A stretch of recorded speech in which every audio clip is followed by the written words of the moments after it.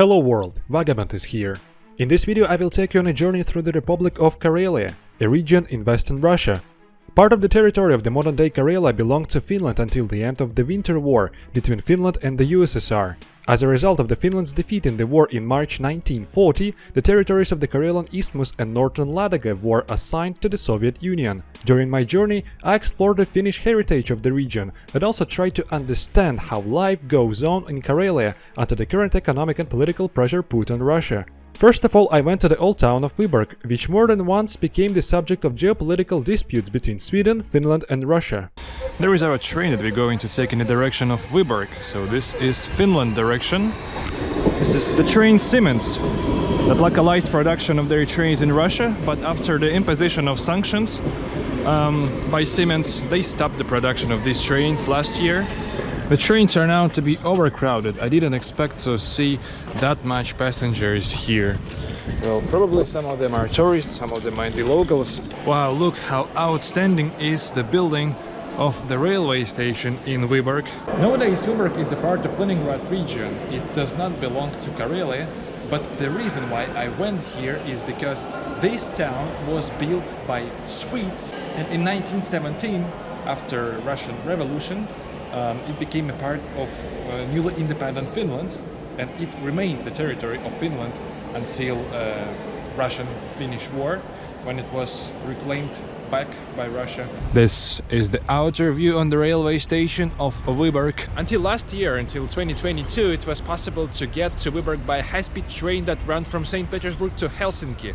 That was the only international train on this line, but it was serviced by Finnish railways, and due to recent events in 2022, it was cancelled. This is the monument to letter W, which, as you may guess, is the first letter of the name of the city of Vyborg. It starts with letter V in Finnish and in Swedish. Well, perhaps in the old Finnish language it was called via W, but in fact currently it's a wrong writing. Vyborg was founded in the 13th century by the Swedes and served as a prominent trading and military center. From the late 13th century to the early 18th century, Vyborg was under Swedish control. The city flourished as an important hub for trade and cultural exchange. It was a key stronghold in the region and underwent several sieges and conflicts during this time. In 1710, Vyborg was captured by the Russian Empire during the Great Northern War. The city became part of the Russian territory and experienced a period of transformation and integration into the Russian administration. Following the Russian Revolution and the fall of the Russian Empire in 1917, Vyborg became part of the newly established independent Finland. After the Winter War and continuation war between the Soviet Union and Finland, Vyborg was ceded to the Soviet Union in 1944. The border between Finland and Russia was redrawn, resulting in a significant population shift as many Finns had to leave Vyborg.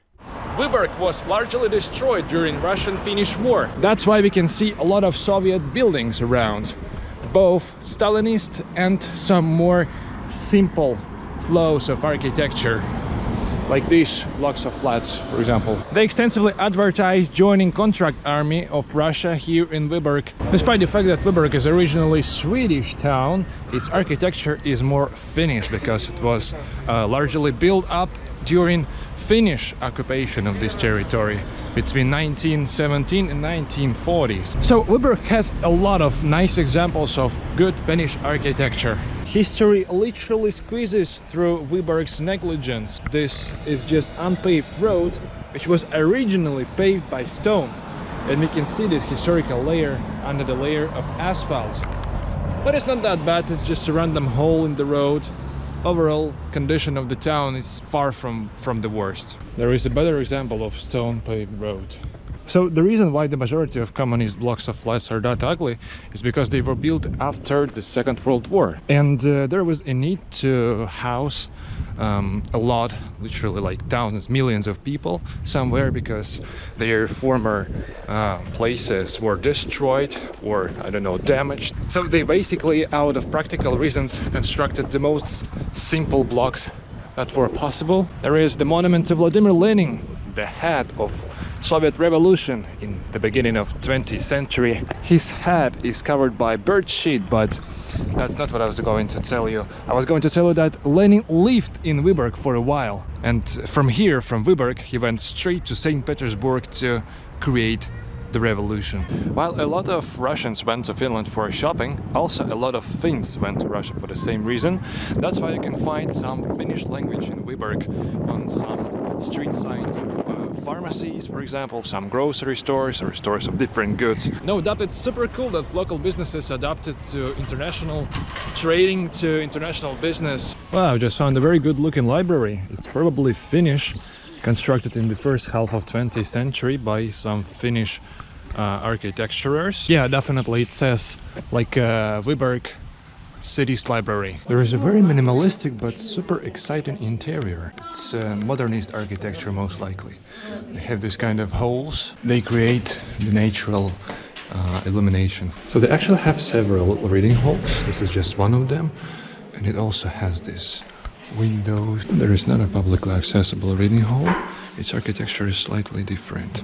Look at this wooden wavy ceiling and such big windows that allow natural light to get inside this room, and they create this natural illumination. As you can see, there are no big windows everywhere in the library, so the natural illuminations come from the top. Look at this beauty. This is a Finnish school. Not sure if it's working or not, but it's likely that this is just a regular school of Vyborg nowadays. Perhaps they study Finnish language and Finnish culture here. Architecture of Vyborg has a lot of similarities with St. Petersburg, and in some places, some corners, you can barely see the difference.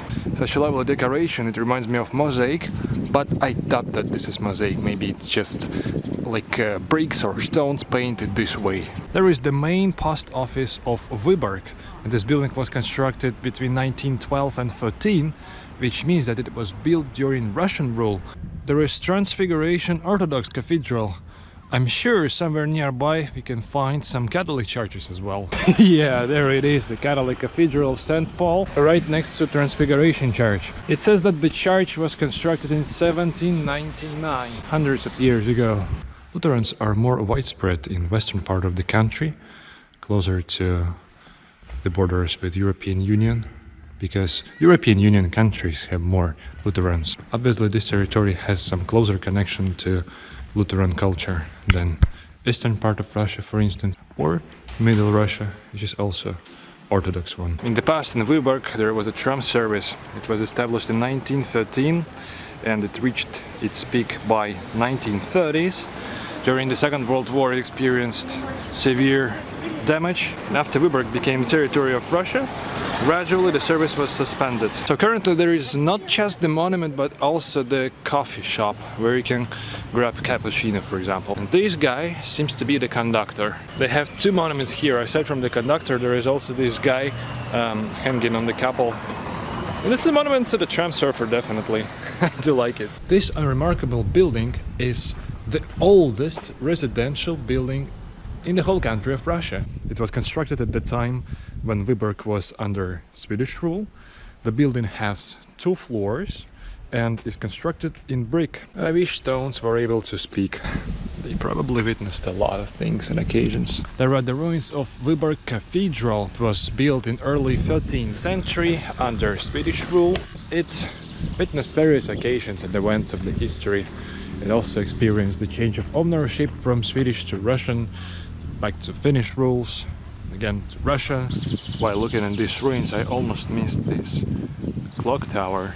By the way, there is a mass grave of Finnish soldiers who died during Finnish war between 39 and 40. I think here used to be the town hall of Vyborg in the past. In addition to the fact that we can't get to the tower of the castle, we can't get to the castle itself as well, because it's Tuesday and it's closed on Tuesday and Monday, but we can enjoy it from the outside.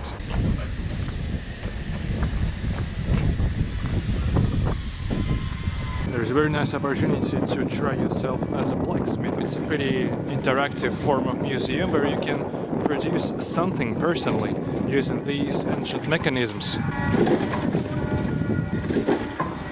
We are approaching Vyborg fortifications, the bastion fortress, a rare monument of Russian defensive architecture. The fortifications were built to protect from the northwest, the most likely direction of the Swedish offensive. Possibly in the past, in this ravine, there was a moat that surrounded the territory of the fortress. Deep into fortifications, I spotted an unremarkable monument to the victims of Vyborg massacre. The Vyborg massacre was the killing of approximately 400 Russians in the town of Vyborg during the Finnish-Soviet War in April to May 1918. The massacre took place during and after the Battle of Vyborg as the White Guards captured the town from the Red Guards. At least half of the victims were Russian soldiers and military personnel. The White Guards were cleansing the city of the Red Guards. However, only a small minority of the killed Russian townsfolk were affiliated with the Finnish labor movement.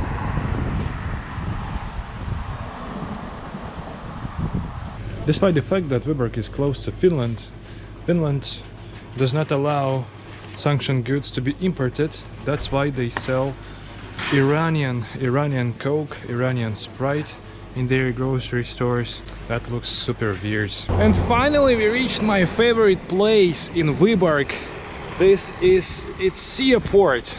There is such a lovely, it's not even an embankment, it's just the sidewalk which borders the territory of this seaport. We can clearly see the process of loading and unloading stuff. Piles of stone, of coal, by the way. I wonder who is its future owner of this coal. Yeah, some minerals, and also there is such a row of port cranes. Love this industrial picture.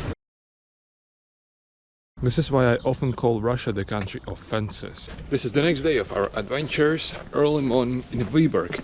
Today I'm taking the passenger train to Karelia. It's cool that this town still has some medieval vibes. Okay, I'm gonna take the same Siemens train to Karelia today. Let's board on.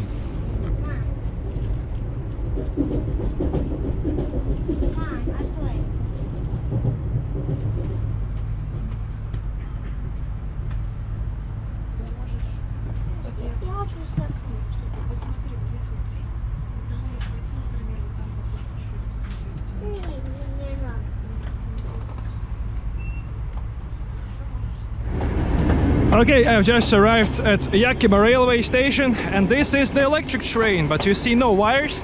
Why? Because it is pulled by diesel locomotive. Welcome to Karelia, guys. We are in a tiny town of Jaakkima. I have already been welcomed twice by different border guards within last 30 minutes. The first time the random border guard checked my documents in the train, and the next time I was checked by another border guard at this railway station where I got off the train, because this area is close to Finnish border, and as always Russian authorities are afraid that somebody will try to cross the border illegally, so they already knew my seat in the train because they approached me directly. So they had database of passengers of the passenger train that I took. So while traveling around Karelia, you shouldn't be surprised by accident checking of your documents by border guards literally everywhere, because despite the fact that I don't need any permission to be here as a Russian citizen, if I get closer to border, like this line of land like 5 kilometers from Finnish border, requires special permission. Anyway, because I'm not local, I'm not even from St. Petersburg, they knew it in advance and they checked me particularly. So while I was in the train, they checked me, they let me alone. That's fine. So by the way, the border officer did not just check my passport, he also checked the email of my phone. He photographed me, he sent the picture of me to his colleagues. I can explain to that border officer the approximate travel plan of me here in Karelia, so border guards will know where to expect me. And well, that's fine as soon as I'm not planning to cross the border legally, but maybe for some people that would be necessary information. Look at this lovely wooden bridge over a creek. Formerly there used to be a railway track, but it was dismantled several years ago. Only cross ties have remained. The first Karelian attraction that I'm going to visit would be Finnish church, located fairly close to this area. I just need to hitchhike up to 15 kilometers from Jaakkima village.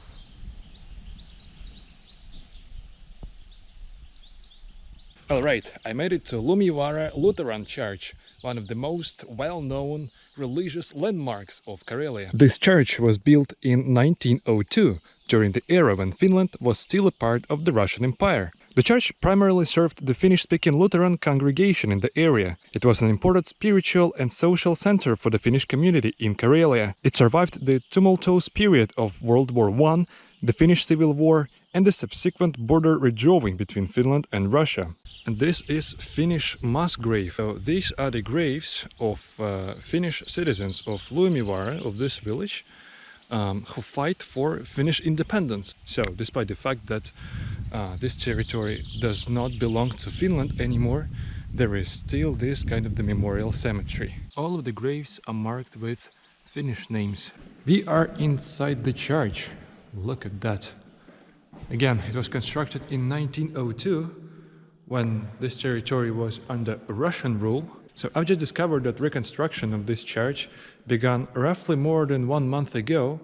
So we still can see the original look of this church with just some elements of future reconstruction. Here is gonna be the altar. Wow, there is the original painting. There is such a massive cross. It's made of metal. And a couple of icons. Right now we are on the upper passage in the church. There is an improvised museum of the church with its historical pictures, photos, not only of church but also of the village of Lumivaara. Slightly off-topic information. The border guard who checked me on the Jaakkima railway station has just called me and asked me to call him again when I will approach Sortavala. So they literally control every movement of me. It would be nice to find somebody speaking Karelian or at least Finnish. The reason why Finnish toponyms were preserved here is because Finnish language is more or less the same as Karelian. And Karelia itself is the republic. So it's still the region of Russia, but comparing to oblast, it has its own constitution, for example, and it also can have some more official languages. So Karelian language is one of the official language of Karelia, along with Russian. So that's why they are kind of allowed to have their local names here. I'm almost sure that if there was no Karelians nowadays, all of these settlements would be renamed on Russian manner. Alright, now let's go straight to the town of Sortavala. On the way to Sortavala, I decided to make a quick stop in the town of Lähdenpohja, famous for another church which is abandoned. Lately it was transformed into the museum. It's a museum of sculptures. This church was founded in 19th century and it served for parishioners for less than a century. Then it passed to the USSR following the results of the Soviet-Finnish War. Soviets set up the camp for prisoners of war in this church. In 1977, the wooden roof, bell tower and floors burned down and bare brick walls remained from the former church. And in 2019, this church was transformed into the Museum of Wooden Sculptures, and currently these sculptures are placed inside this church. This museum was called the Town of Angels because there are wooden sculptures of angels inside the church.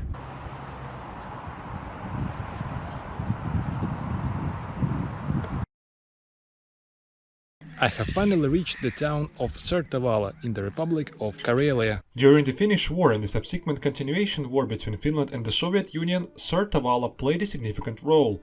Sortavala was initially part of Finland and was heavily involved in the winter war between Finland and the Soviet Union.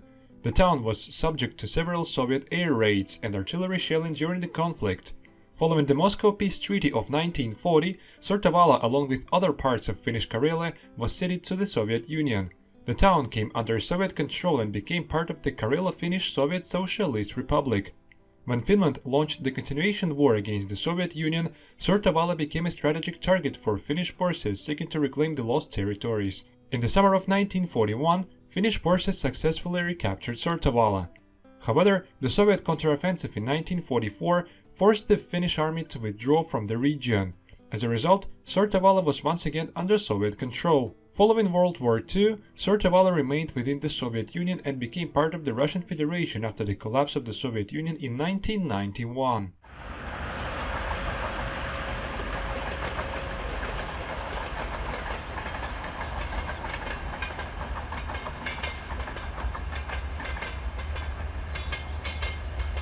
In Sortavala there is a Läskelä lake, one of the biggest lakes in Western Russia. By the way, I have just been interrogated by another border guard. I don't know how many border guards have actually spoken to me today, but so I was just asked to meet personally with him. So I met up with that guy, and well, he asked some basic questions like what was my purpose of visit to Sortavala, what are my future plans. I kind of explained them to him, and again he told me to warn him of all of my movements between settlements. That's crazy. The country of total control. Let's touch Läskelä. If it's cold or warm enough to swim. It feels slightly cold, so I wouldn't like to swim in this water. Water is fairly transparent, but you don't really know the actual content of it because we are within city limits, and some sewage can flow into the lake here. Some random kind of stuff can also appear in the water, so it's not really safe to swim. Sortavala recently experienced the boom of tourism, and I'm not exactly sure for which reason. Maybe because Russian railways started servicing passenger trains that run both to Sortavala and to nearby attractions. Maybe because Karelian authorities started to advertise their landmarks. Anyway, every weekend there is a huge influx of tourists to Sortavala, but the city itself is not entirely prepared for that. So just now we visited the construction site of a new apart hotel. It's gonna be one of the most expensive hotels in Sortavala, most definitely. The studio in this future hotel with the square of 20 square meters is going to cost 25 million rubles, which is pretty unevident price for this place. But anyway, let's check this out. It seems that we are exploring the most expensive real estate in the whole city. Well, it can be expensive just because of the view on this local lake of Sortavala. Its approximate price may reach several tens millions of Russian rubles. The apartment itself is not super big. This is room number 1, room number 2. It must be the hall and the bathroom, I believe, with the toilet. This is the imitation of the lighthouse, and the whole apartment complex is called lighthouse. It's translated. It's reasonable to call it as a lighthouse because it's located on this corner of land between two lakes with incredible panoramic view on both of them. There it is. And they will also have their own pier for their own boats. Most definitely. If you can afford to buy an apartment in this hotel, you can definitely afford to buy a boat for you. And there is just the local pier, I mean public one. There is the ship that delivers passengers and tourists to Vala Island. Found another Finnish mass grave in Sortavala. 452 Finns who defended Finland in 1939-1944 buried here. I accidentally found the most authentic place in Sortavala. Guess what is it? This is Finnish graveyard. So former citizens of Sortavala who were Finns were buried here. Not only those who took part in the Finnish war, but also the ones who died before. It's not good that it's not maintained at all, but well, as soon as Finns were deported from here, as soon as this territory does not belong to Finland anymore, apparently there is just no body to maintain the graves, so they're all overgrown with grass. So it's completely like forgotten graves.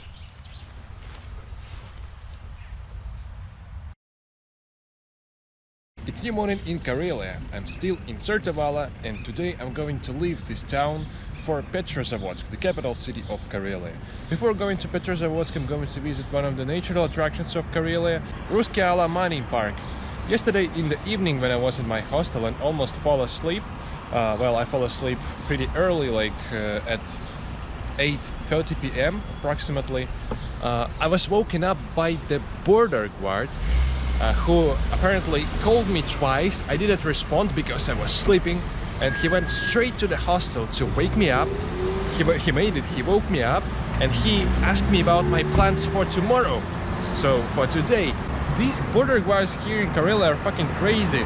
That guard texted all of my plans and asked me to call him when I'm going to leave Sortavala, to call him when I'm going to approach that mining park, and then I'm going to leave, obviously.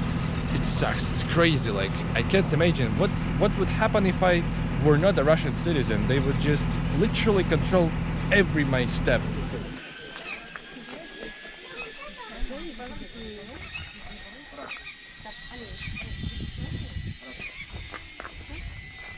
Look at this cave. There is underground lake. Probably it's supplied by rainwater. It's definitely a tourist-friendly cave. It has its own illumination, so it's walkable normally. We can also enjoy this cave with the lake underneath from the top of this cave. Lovely. Yeah, it's a very nice park that deserves the payment for the entrance. They have some infrastructure here which is pretty decent by Russian standards. The opportunity to take a zip line, to take a boat, to just enjoy such views. I just found another underground lake. It seems that there is at least 2 of them in Ruskeala. There are these kind of passages or bridges, pedestrian bridges, for those who would like to walk around this lake. And also they have the kind of the sound inside to make the walk more authentic. We made it to the area which is called Italian Quarry. It is remarkable by these glide pieces of marble, massive stones that were cut ideally touch the surface of the stone. Yeah, it's very glide, ideal surface of marble, and that's another peculiarity of Ruskeala Park. It's hard to believe that this structure can stay here.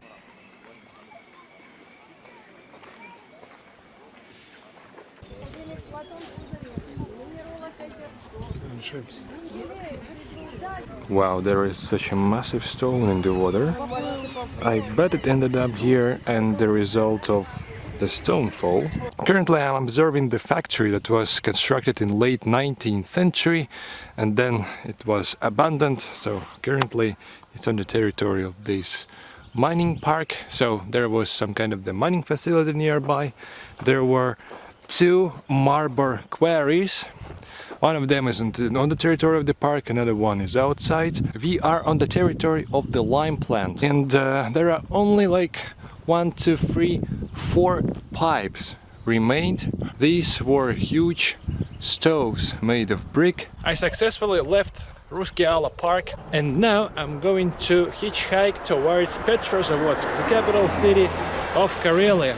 There is a couple of places along the way that I'm going to visit and show you, so stay tuned. Some Karelian toponyms: Läskelä 22 kilometers, Pitkaranta 60 kilometers. Olonets does sound Russian.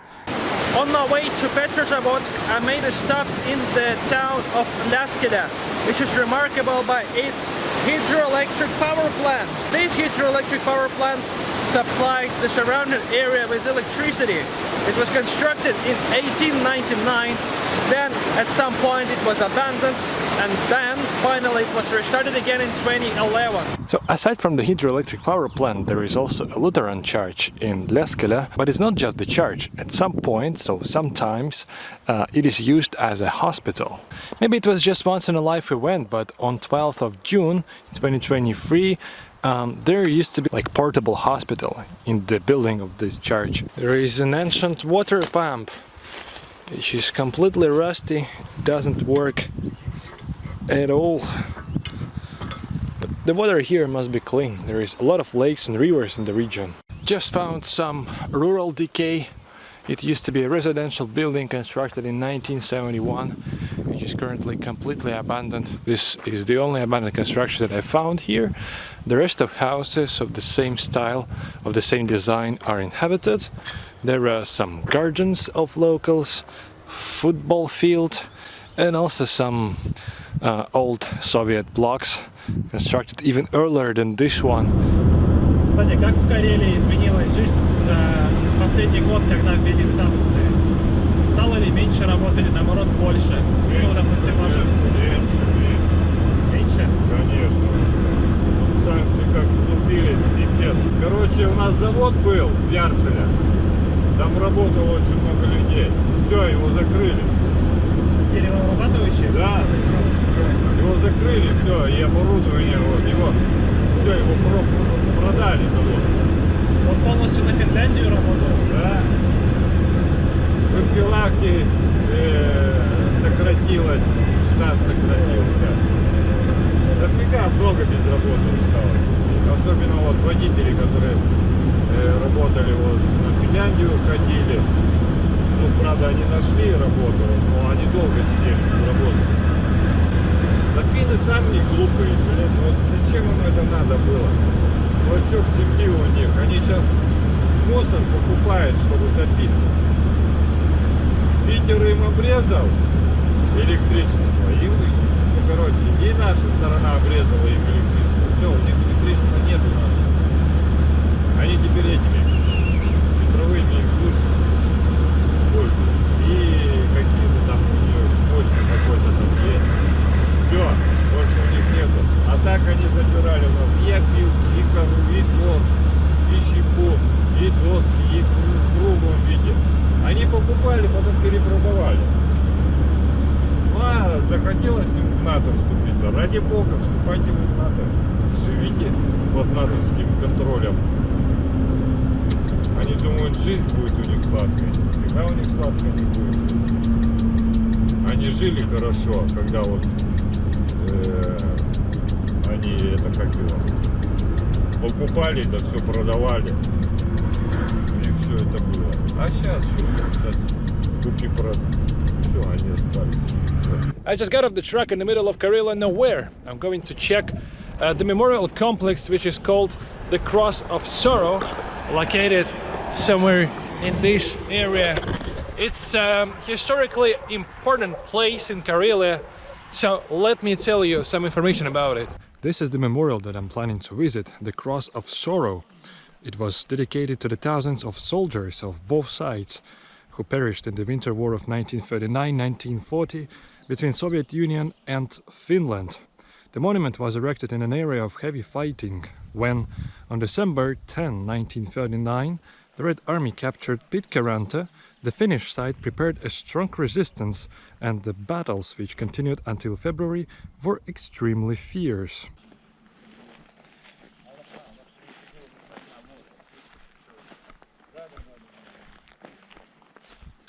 And here are the results of this Finnish-Soviet war. Red territories are the territories granted by Finland to USSR. So in the past, like this part of Karelia where we currently we are somewhere here, or here let us say, was Finnish territory. Also the district of Sala and the district of Petsamo. And since then we have a land border with Norway, by the way. If this territory was not granted to the USSR, we would have no access to Norway right now. Russia and Finland are two sisters. Finland and Russia are two mothers. They embodied in this cross of sorrow. Their heads merged together, their hands joined in hope, to make love win. And it depends on us, on everyone. Congratulations! I have almost reached Petrozavodsk. There it is, just 14 kilometers left. I've just been given a lift by a friendly man from Karelia.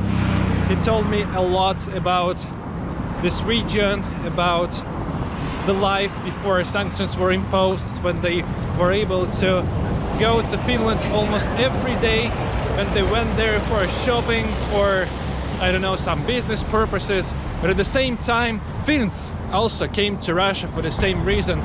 Sadly, it remained in the past, only like in memories. Borders are closed. If you don't have any like citizenship or at least residence permit or any like strong reason to let you in Finland, you're unable to go there. Alright, I finally made it to Petrozavodsk. So finally I don't need to report about all of my movements to border guards. Let me tell you that despite their politeness, they were so annoying. And that's why I'm so grateful to that. And that's why I'm going to congratulate myself by having Karelian dinner. Somewhere nearby must be Karelian restaurant where we are going to try some local Karelian food. So there is gonna be my dinner. I ordered soup with moose meat, potato and white mushrooms. This is gonna be a cowberry pie and cowberry tea. I'm waiting for the side dish, but so far so good, let me tell you. And it's high time for side dish. Side dish is gonna be again like a moose meat with smashed potato, with some cowberries finally, and some cucumbers, salty cucumbers. Must be also very nice. I can definitely recommend you the Karelian restaurant that I visited. All of the food was delicious, and yeah, I enjoyed it. So the plan for the next couple of days is to explore Petrozavodsk. It's 9:35 p.m. in Petrozavodsk, and we are on the embankment of Lake Onega, the biggest lake in Karelia. Look at this beauty. Crowds of people are chilling out here. The weather is lovely, plus 18 Celsius.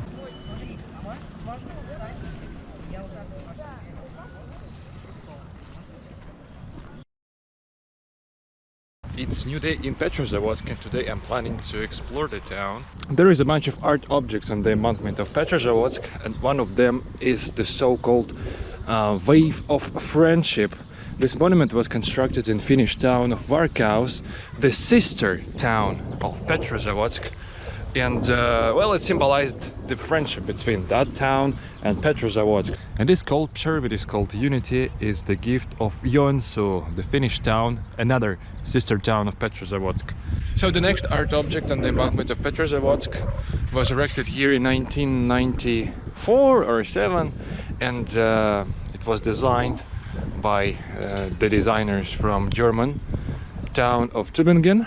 There is a number of metal pipes with uncertain sense, you know? I mean, it's unclear what this sculpture means, but I guess each person can find something for him or for her. And this is the most recognizable art object among others in Petrozavodsk, and also this was the first art object that appeared on the embankment. It appeared here in the 1991. It's a pretty enjoyable monument, particularly during sunset. Well, apparently the sculpture had some connections to US. It says that it was erected in 1991. It's like Duluth for Petrozavodsk. Interesting to know that the first monument on this embankment was constructed by the sculptor from the US. Wow, this is the biggest public gym I've ever seen. There are dozens of training places and also dozens of people who do training. The monument to Otto Kuusinen, the Soviet politician who was probably born and working in Petrozavodsk. There are some nice examples of wooden architecture in Petrozavodsk, like these 2 3-story residential buildings. Wow, they have very modern trolley buses in Petrozavodsk. Wow, I think this is the most Soviet KFC ever. I wonder what was in this building in the past, but currently it's just an American restaurant. Among other Soviet buildings that deserve your attention would be Petrozavodsk railway station. There it is, with such a massive metal spire with the star on its top. While I was looking for the place in Petrozavodsk to grab a coffee, I accidentally discovered such an interesting cafe, which is called Leningrad Express. So like the train to Leningrad. This is the Soviet name of St. Petersburg. And I found this one peculiar, and let's see why.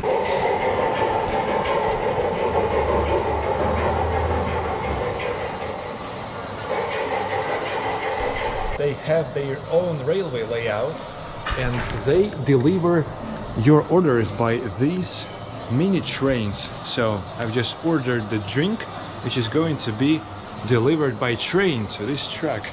The signal turns from red to green. It means that soon our train will arrive. Wow, there is my train. Most definitely is going to deliver a berry juice for me. Lovely. This is the juice. Perfect. So now the train is going to leave the station for a new order for another person. And there is my order. This berry juice was delivered to my table by the train. These are two traditional Karelian pies. The most authentic one would be with potato, most definitely. Also, berry pies in Karelia are also widespread, so let's check them out. What makes these pies specific is rye dough. It's different from regular, ordinary dough, and it makes the feeling that you're, I don't know, like consuming something fresh, very fresh. I mean, freshly cooked. This railway cafe was a real find in Petrozavodsk. I've always known about the existence of such railway cafes with railway layouts in the world, but I've never expected to find such one in Russia, particularly in Karelia. Again, hello world, it's new day in Karelia. Today I'm leaving Petrozavodsk and I'm going to visit the architectural complex Kizhi. I'm going to leave Petrozavodsk by a local train that is leaving in 30 minutes from this railway station. It seems that today I'm having a very European breakfast. So this is a croissant with ham and cheese and a cup of cappuccino.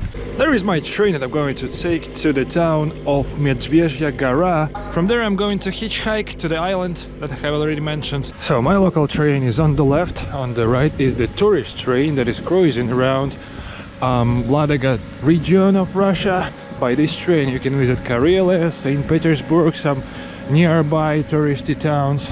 It's a very nice one. Railway tourism is booming in Russia since COVID-19, when borders turn out to be closed. People still wanted to travel, and they started traveling around their own country.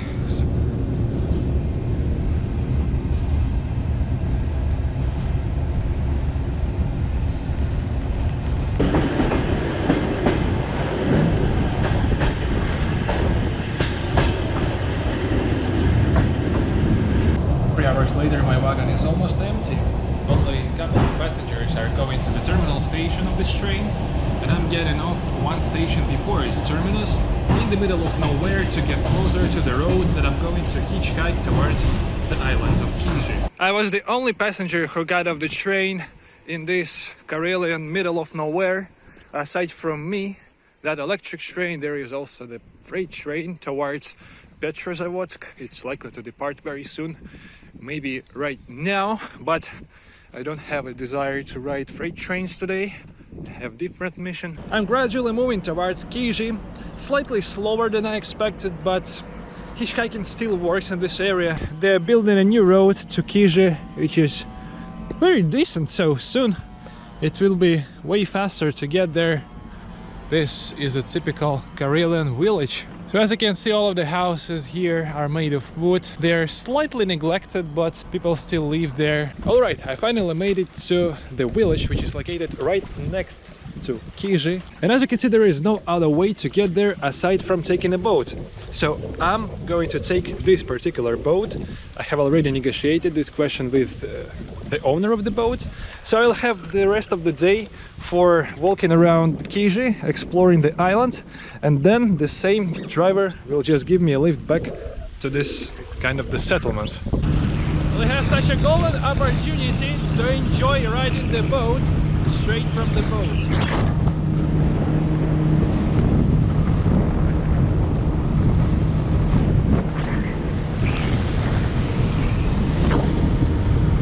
Kizhi Island is situated in Lake Onega, the second largest lake in Europe, near the northern part of the Republic of Karelia. The island houses the Kizhi Pogost, a complex of wooden structures including 2 large churches and a bell tower enclosed within a fence. The Kizhi Pogost was built primarily as a place of worship and religious devotion. Its purpose was to serve as a religious complex for the local community and to provide a space for important religious ceremonies and rituals. What makes the Kizhi Pogost remarkable is its entirely wooden construction, with no nails used in its assembly. The structures were built using a traditional building technique where wooden logs are fitted together. The Kizhi Pogost is characterized by its religious and architectural significance rather than its defensive capabilities. While it is enclosed within a fence, the purpose of the fence was primarily to demarcate this sacred space and to provide a sense of unity for the structures within the complex. Alright, I made it to Kizhi Island, the most recognizable landmark of Karelia, I think, which is full of interesting examples of wooden architecture, starting from churches and up to residential buildings. First things first, the most significant landmark of Kizhi historical site is the wooden Transfiguration Orthodox Church that was constructed in 1714. This church has totally 22 domes. On the territory of this church there is Old Believer Cemetery. This church has a very unusual architecture. Like, this is the entrance, and I guess that somewhere here is the entrance to the top, to the bell tower. And here is the actual hall of the church with the altar. There it is.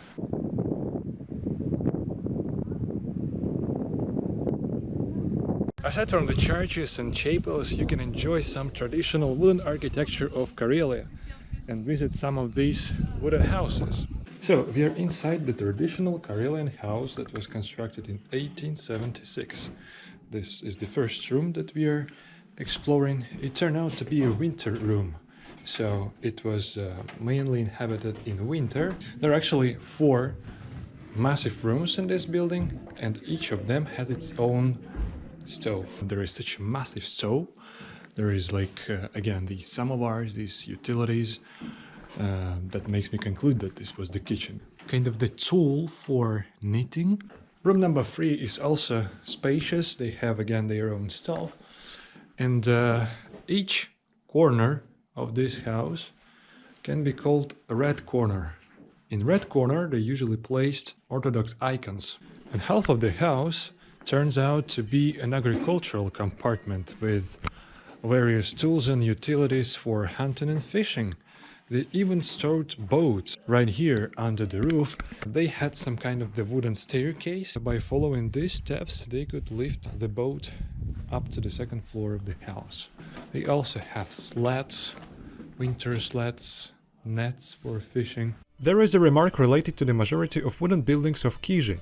Aside from the churches in Pogost, the rest constructions were moved here from villages outside Kizhi. The Karelian house that I have just visited was initially constructed in a village situated on another island in Onega Lake. It must be the fishing harbor of Kizhi. It's also exceptionally authentic place. There is a lot of artists painting pictures with this scenery, and that's understandable.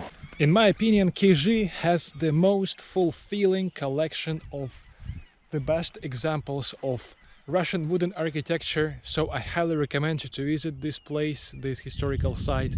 It's better to do from Petrozavodsk, so you simply take a cruise and then return the same way, because the way as I traveled here, I don't recommend it because it requires driving a car for a long time, and anyway you'll have to cross water, so it's better to just take a regular ship and enjoy the journey.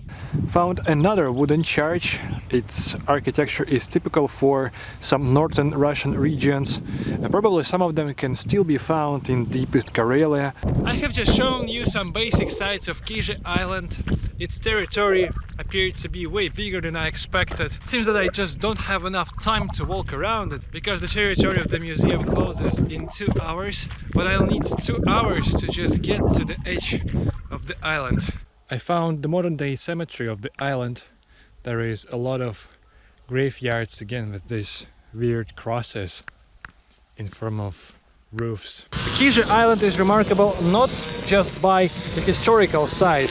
There are also a couple of inhabited villages, real villages with these wooden cabins that are populated by just ordinary people. I do like these massive houses. They're way bigger than same wooden houses in central part of Russia.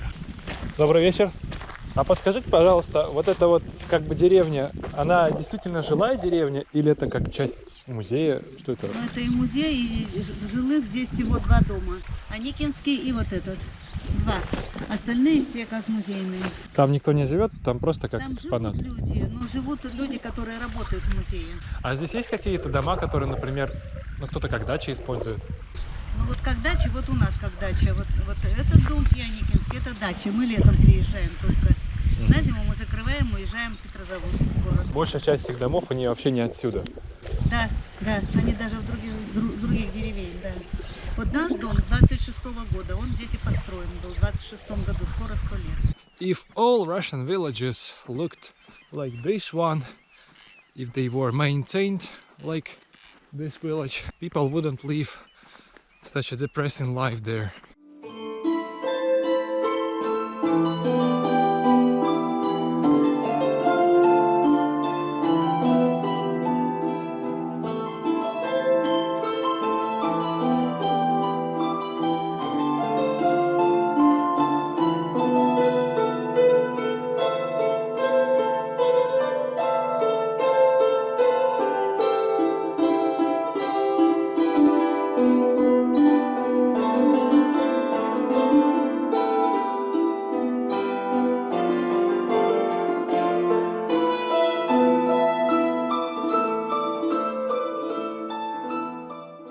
Welcome to the town of Medvedegorsk. I finally managed to hitchhike here straight from Kizhi. But I have approximately 5 hours until the departure of the first local train tomorrow. It's a very weird train that departs at 3:11 a.m. and I can take this train to get to the next city on my way, so it's likely that I will just not sleep today.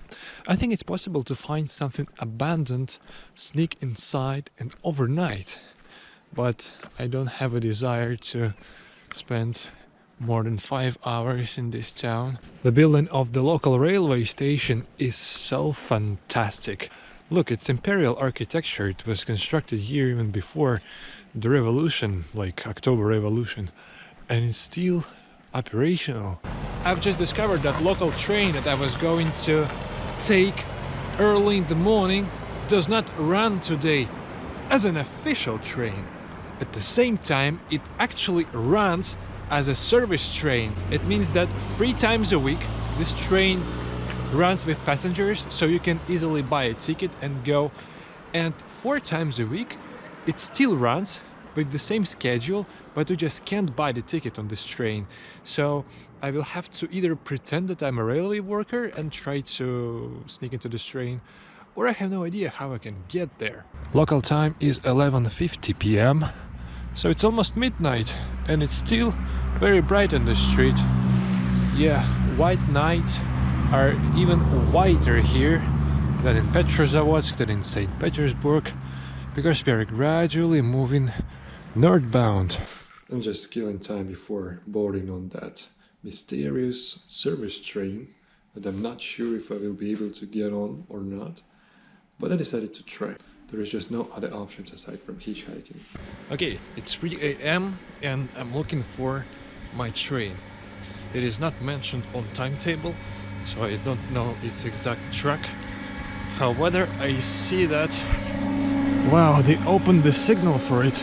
So let's see if I manage to get inside or not. A few moments later. So I was just told by the train engineer that it will not go to Belomorsk, or maybe they just didn't want to get me on board. Oh well, I'm still in Medvedegorsk. I haven't left the town because I decided to have a nap, and so I did it on this massive stone. Literally, I just put my travel mat on and slept for a couple of hours. The convenience of this spot is that it is located right next to the highway that I will have to hitchhike now. That's what I'm gonna do. Welcome to the town of Belomorsk, my final destination in Karelia. Here I'm planning to visit 2 interesting sites. The first one is local petroglyphs. Petroglyphs are rock paintings made by our ancestors. And also I'm planning to visit Belomorkanal, also known as White Sea Canal, one of the Stalin's projects. This gateway keeps water in water reservoir on the opposite side of the hydroelectric power plant. When there is too much water in the reservoir, for example in spring, then they open this gateway so to let water come out from the reservoir, and then it flood its lower stream. It's actually very easy to walk these big stones because I can normally step on them. So I just need to cross this tiny field of stones. It must be the image of a cow or of some kind of a cattle with some different animals around it. I clearly see the deer, or it might also be a moose. It reminds me also of some animals, like a mix of animals depicted on the stone. Well, pure history. I finally found a human depicted on a stone. Probably one of the Karelians, a member of local tribes. There is something which is barely recognizable. These white parts. I can't say what's this. It looks like crab. Maybe there are some animals as well, but at least here is clear that we're witnessing a human being. Some of the petroglyphs are barely identifiable, but some are clearly understandable, like this one. You see the deer. So aside from animals, ancient tribes often depicted hunters, fishermen, their tools and utilities for fishing, like boats. On the information desks located next to each group of petroglyphs, they depicted the actual outlook of them. But in the reality, it's so different. They depicted them so detailed on these desks, but they're barely visible here. Like, I don't see any petroglyph at this point. No, maybe it was just the imagination of marketers.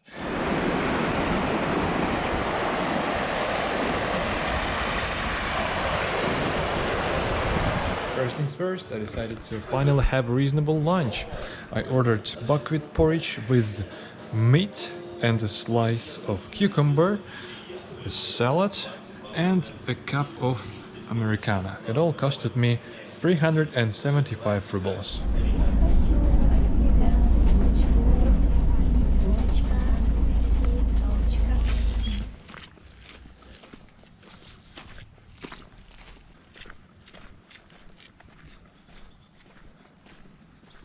Right now I'm staying next to the most meaningful place in Belomorsk. This is White Sea Canal, also known as Belomorkanal.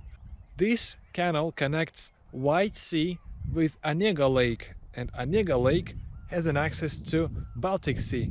This is one of the greatest constructions of the Soviet Union. This canal was constructed between 1931 and 1933 by the forces of prisoners of Gulag, because the construction was conducted during Stalin's reign. Its length is 227 kilometers and average depth of water is 4 meters. This canal is operational, and right now we are witnessing the very last dock, the very last gateway, number 19, and here is the mouth of this canal. The entrance signal is green, which means that soon a boat or a ship will cross these docks. The gates of the dock have just been opened for this boat.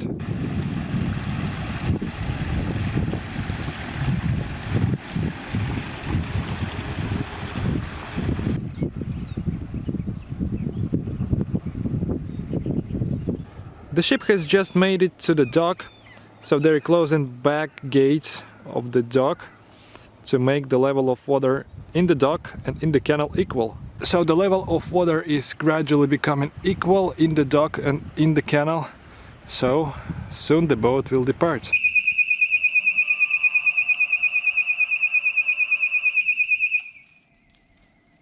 Wow, they closed the bridge for pedestrians and cars. Now they are turning it to let the boat pass through the canal.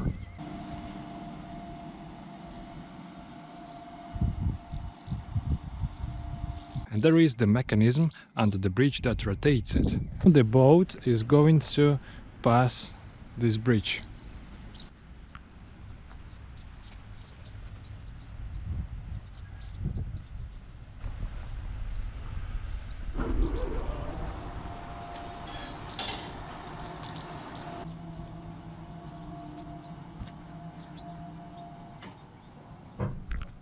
So the bridge returned to its normal position, and now cars and pedestrians can go through.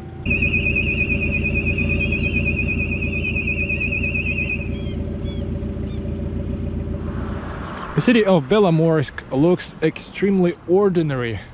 There is a mix of Soviet architecture, literally nothing to see aside from the canal and petroglyphs. Anyway, I'm glad that I visited this area. Sitten Povensan suinkuun kauti meni tuon illäminen Helsi, Moskova suohäviitti. Kirkkisellä on kerros, että tässä oli 1300-1400 vuodet, nämä olivat karilaiset parhaat. Silloin karilaiset kauppiaat käytiin tuolla, mentiin minkä käveli. Kai suola viedi itselleen Vienanmereltä, Valviltamereltä. Kaikki tämä kauppa oli karilaisen käsissä. Siellä oli omat venihet, semmoisia ikään venihiä. Luodin mahtaa, oli leviät matalaiset venihet, ne joilla myötiin mentiin yleensä hyvin. Just now I have reached the Arctic Circle. This is gonna be my terminal point in Karelia. Thanks to this wonderful republic for its beauty. Arctic is there, mainland is here. Давайте представимся. Ina Olan. Здравствуйте. Терве. Ina Olan. Иван. Добро пожаловать в Карелию. Tervetuloa Karjalaan. Tervetuloa Karjalaan.